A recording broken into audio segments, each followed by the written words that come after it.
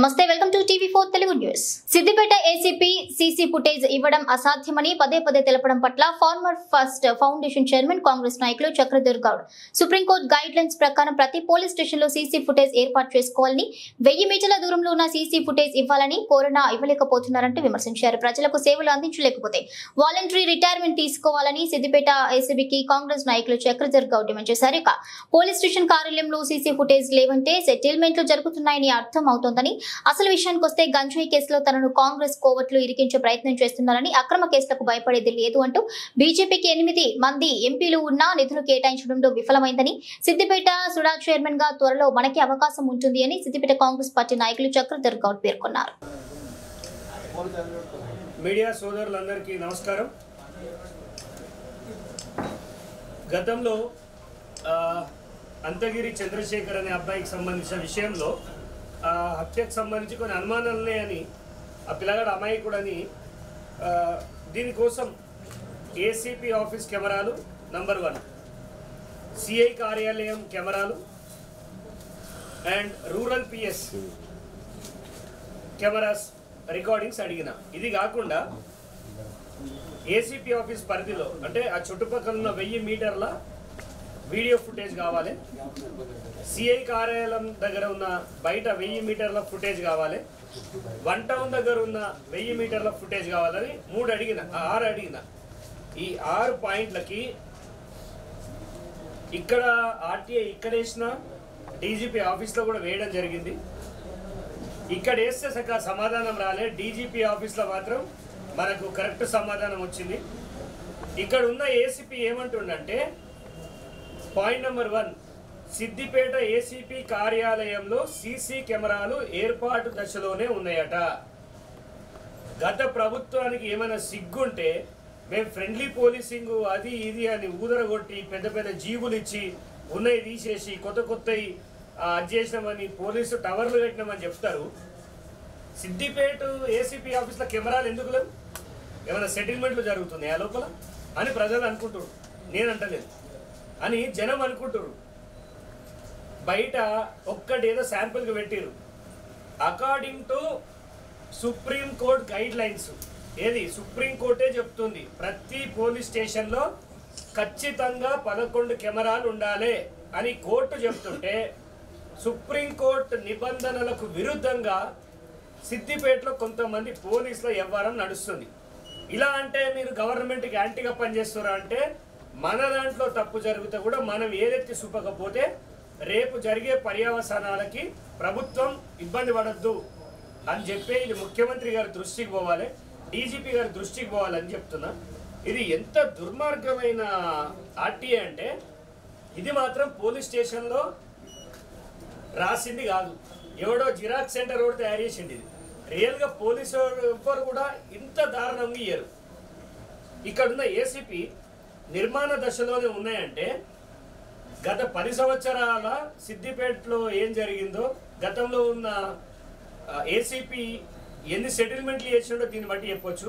పోనీ వాళ్ళకంటే బుద్ధి లేదు. మన ప్రభుత్వం వచ్చింది 7 నెలలు అవుతుంది, సీసీ కెమెరాలు నువ్వు ఏసీపీ ఆఫీస్లో ఏర్పాటు దశలోనే ఉన్నాయంటున్నావు. ఏర్పాటు దశలోనే ఉన్నాయంటే కెమెరాస్ కొని ఉండాలి. ఇది ఏ తారీఖు ఇచ్చారు నాకు? 19 తారీఖు. సో నేను 19 తారీఖు బిఫోరే బిల్స్ అడుగుతా. ఇది రిట్ పిటిషన్ ఫైల్ చేయబోతున్నా. కోర్టులో రిట్ పిటిషన్ వేసి ఈ ఏసీపీ ఇంకేమంటుండో చూడండి. సిద్దిపేట ఏసీపీ కార్యాలయంలో 1000 మీటర్ల పరిధిలో సీసీ కెమెరా ఫుటేజ్ 12 తారీఖు 6వ నెల 2024 రోజు ఉదయం 11 గంటల నుండి 13/6/2024 రాత్రి 11 గంటలు. అంటే నేను అడిగింది జస్ట్ 24 గంటల రికార్డింగే అడిగిన, నెల కూడా కాదు వరకు అయిన సీసీటీవీ ఫుటేజ్ మొత్తం తీయట మాకు అసాధ్యం. ఏమంటాడు పోలీస్ ఆఫీసర్? మాకు అసాధ్యం అంటాడు. తెలంగాణ పోలీసులకు అసాధ్యమైంది ఏదైనా ఉందా? అప్పట్లో తెలంగాణకు సంబంధించిన ఒక బ్యాంక్ మేనేజర్ని ఆంధ్రాలో తీసుకుపోయి చంపితే ఆంధ్ర పోలీసులు ఏం చేసిరంటే ఇది సూసైడ్ అని రాసి పాడేస్తే వాళ్ళ భార్యకి ఎక్కడో డౌట్ వచ్చి తెలంగాణ సిపి గారికి, హైదరాబాద్ సిపి గారికి లెటర్ ఇస్తే వాళ్ళు పూర్తి ఇన్వెస్టిగేషన్ చేసి దాంట్లో హనీ ట్రాప్ ఉంది, ఆయనను ఒక అమ్మాయితో పిలిపించి చంపి అంటే అంత ఇన్వెస్టిగేషన్ చేసే సత్తా ఉన్న తెలంగాణ పోలీసులకి అసాధ్యమనే పదం ఉంటుందా? ఇప్పుడు నువ్వు ఏం చేస్తున్నావు? 1000 మీటర్ల పరిధిలో కెమెరాలు లేవని చెప్తున్నావు, అసాధ్యం అంటున్నావు. అంటే రేపు రాబరీస్ 1000 మీటర్ల పరిధిలో జరిగితే నువ్వేం చేయలేవు అన్నట్టు. అంటే స్నాచింగ్ జరిగినా నువ్వు చేతులు లేపేస్తావు అన్నట్టు. అసాధ్యం అని మాట్లాడిన నీకు ఆ పదవిలో ఉండే అర్హత లేదు. పోలీస్ ఆఫీసర్ ఎప్పుడు కానీ అసాధ్యం అనే పదం వాడద్దు. దీన్ని నేను కోర్టు దృష్టికి తీసుకెళ్తా. ఎందుకు అసాధ్యమో అయినా కోర్టుకు చెప్పాల్సి ఉంటుంది. ఆయనకి ఏది సాధ్యమవుతుంది అంటే మాలాగా పోరాడే గొంతుకలను తీసుకుపోయి గాంజా కేసులల్లా ఏదన్నా లంగా దొంగ కేసులలో పెట్టి లోపలేసుడు ఆయనకు చేతనవుతుంది. అది సాధ్యమే, ఇది అసాధ్యం. 1 టౌన్ పరిధిలో సీసీటీవీ ఫుటేజ్లట అంతర్గత భద్రతనట. అంతర్గత భద్రత ఇదేమన్నా ఎన్ఎఫ్సీయా? ఎన్ఎఫ్సీ ఏమన్నా లోపల సీక్రెట్ ఉన్నాయా? పోలీస్ స్టేషన్లు ఏముంటాయండి? నేను ఏమడిగినా సీసీటీవీ ఫుటేజ్ అడిగిన. అంతర్గత భద్రతకు సంబంధించింది ఇవ్వడం సాధ్యం కాదట. ఎట్లా సాధ్యం కాదో కోర్టుల జడ్జికి ఇదే చెప్పాలి. నువ్వు పోలీస్ క్యాంటీన్ వెలుపల టాస్క్ ఫోర్స్ కార్యాలయంలో సీసీటీవీ ఫుటేజ్ ఏర్పాటు చేయలేదు. ఇక సిద్దిపేట నియోజకవర్గంలో ఉన్న దొంగలకి ఇది ఒక అవకాశం. బండ్లు ఎత్తుకపోడు ఇవన్నీ చేస్తారు. పోలీసు వాళ్ళ బండ్లు ఎత్తుకపోతే కూడా పట్టుకోరు అన్నమాట.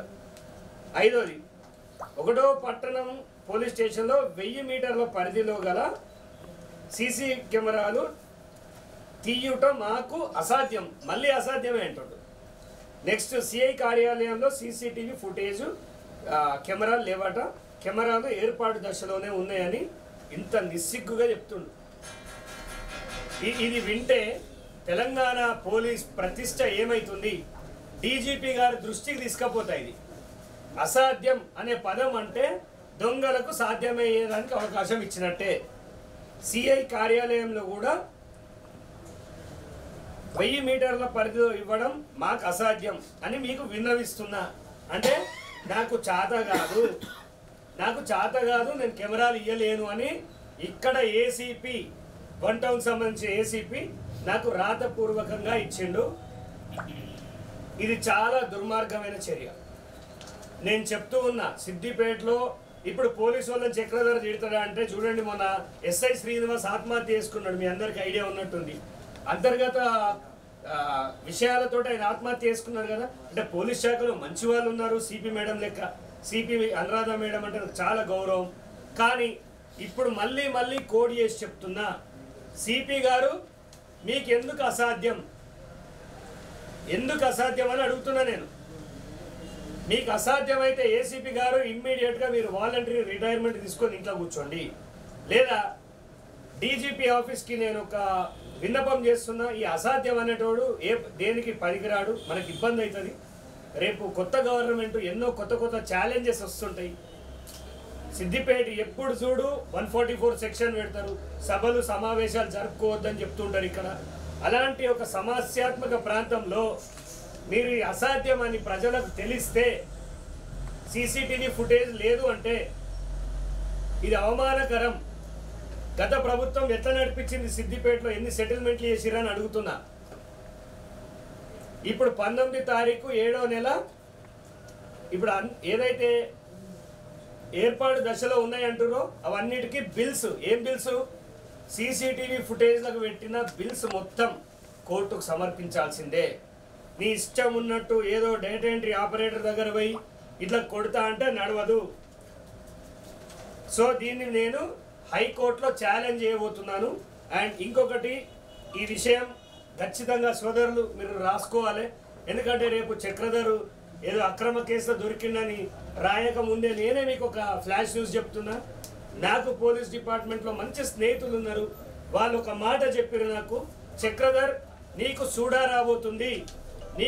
రాబోతుంది కాబట్టి ఈ సూడా వచ్చే ముందే నీ మీద ఒక అక్రమ కేసు పెడితే ఆటోమేటిక్గా దాన్ని ఆపేయొచ్చు అని కొంతమంది బీఆర్ఎస్ అంటే కాంగ్రెస్ పార్టీలో ఉన్న కోవట్లు, బీఆర్ఎస్కి సంబంధించిన వ్యక్తులు, బీఆర్ఎస్ వాళ్ళు, కొంతమంది పోలీసులు చక్రధర్ ఆఫీస్ దగ్గర ఇంత గాంజా ప్యాకెట్ వేసేసి ఎక్కడైనా బండిలో గాంజా పెట్టేసి ఈ వారం రోజులో చక్రధర్ని లోపలేసేయాలి, అని అంటారు. చక్రధర్ నువ్వు జాగ్రత్త ఉండు, కొత్త వాళ్ళని ఆఫీస్లకు రానియకు, సీసీ కెమెరాలు ఫిట్ చేసుకొని ఒక పోలీస్ స్నేహితుడు నాకు చెప్పిండు.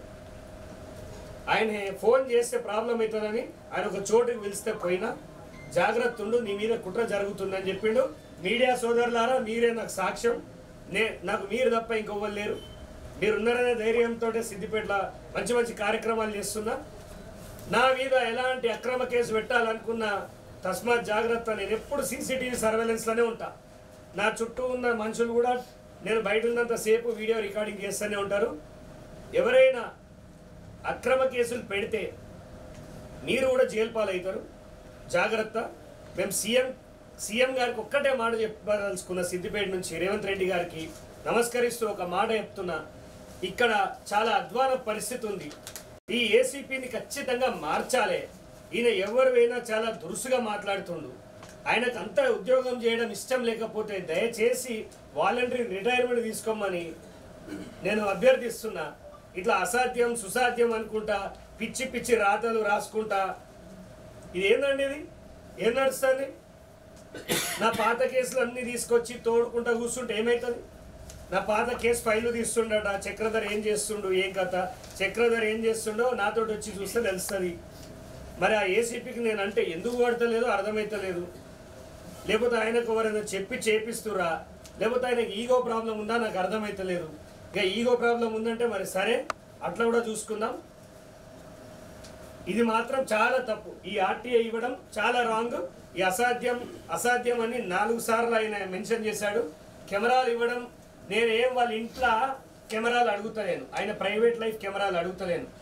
పోలీస్ శాఖ లోపల ఏదైతే జరిగిందో ఆ అబ్బాయిని కొట్టుకుంటూ లాక్కుంటూ విపరీతంగా టార్చర్ పెట్టిన వీడియోల కోసమే నేను అడిగిన. సో అది బయటికి వస్తుందేమో అని ఈయన ఇవ్వలేకపోతుండు. నువ్వు కాకపోతే నీ జేజమ్మతోడు తెప్పించుకుంటా కెమెరాలు. రెండోది, గతంలో నేను ఇంకొక ఆరోపణ చేసిన. నిజమా అబద్ధమా పోలీసు వాళ్ళకి తెలుసు. ఏ దొంగ కేసు వచ్చినా, లంగ కేసు వచ్చినా, ఏది వచ్చినా నా ఫోన్ నెంబర్ అలా పెడుతురు. పై నుంచి నా ఫోన్ డేటా తెప్పించుకొని ఇక్కడ ఎవరికో ఇస్తారు. ఇది ఆరోపణ అబద్ధం కాదు. ఎందుకంటే నా ఫోన్ ట్యాపింగ్ జరిగింది. హైకోర్టు మొన్న ఆల్రెడీ డీజీపీ గారికి నివేదిక ఏమని ఒక ఆర్డర్ ఇష్యూ చేసింది.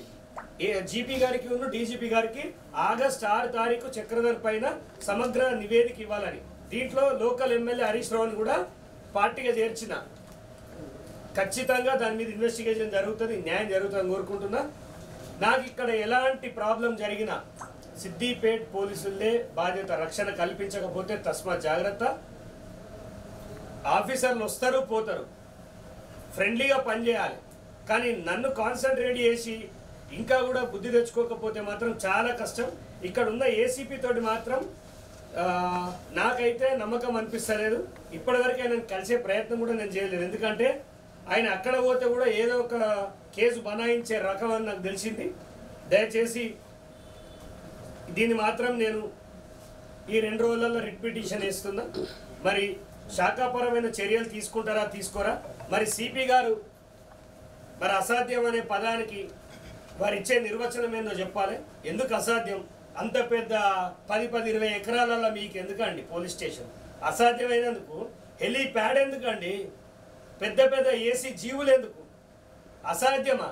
చంద్రమండలం మీదకి చంద్రయాన్ 2-3 పంపే ఈ రోజులల్లా అసాధ్యమనే పదం ఎందుకు వస్తుంది మీకు?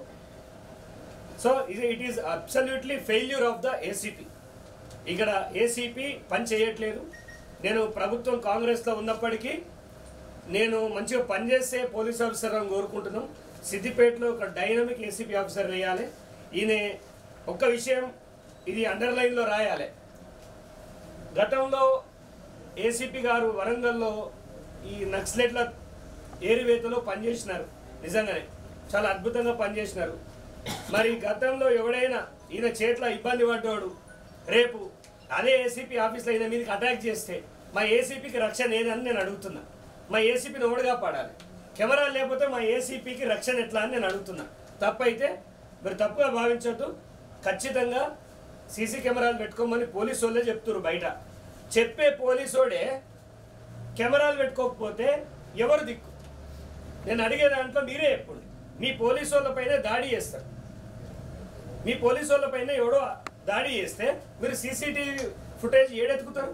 ఏటీఎంల పొంటి బేకరీల పొంటి ఎత్తుకుతారా?